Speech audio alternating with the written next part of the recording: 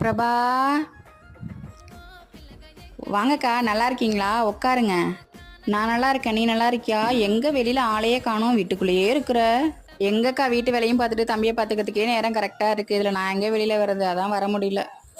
தம்பி ஏன் இவ்வளோ ஒல்லியா இருக்கான்? சாப்பாடு கொடுக்குறீங்களா இல்லையா? புருஷன் முன்னாடி 2 பேரும் மட்டுமே சாப்பிட்றீங்களா? அவனுக்கு கொஞ்சம் சாப்பாடு கொடுங்க. தம்பியா சாப்பிடவே மாட்டேங்கிறான்க்கா. எது கொடுத்தாலும் உடனே துப்பிடுறான். உடம்பே ஏற மாட்டேங்க, ஒல்லியாவே இருக்கான். டேஸ்டா சமைச்சு கொடுத்தாதான் சாப்பிடுவாங்க. என் பிள்ளைலாம் சின்ன பிள்ளையா இருக்கும்போது நல்லா கொழு கொழுன்னு இருப்பாங்க தெரியுமா? நல்லா டேஸ்டா சமைச்சாதான் பிடிக்கும், தான் சாப்பிடுவாங்க. அப்படியா? நீங்க நல்லா டேஸ்டா சமைப்பீங்களா? எனக்கு தான் சமைக்க தெரியல போல இருக்கு, அதான் நல்லா சாப்பிடவே மாட்டேங்கிறான். அப்போ நீங்க ஒன்று பண்ணுங்க, தம்பி ஒரு 2 நாளைக்கு அழைச்சிட்டு போயிட்டு நீங்க நல்லா டேஸ்டா சமைப்பீங்கல்ல, 2 நாளையும் நல்லா குண்டாக்கி அழைச்சிட்டு வந்துடுறீங்களா?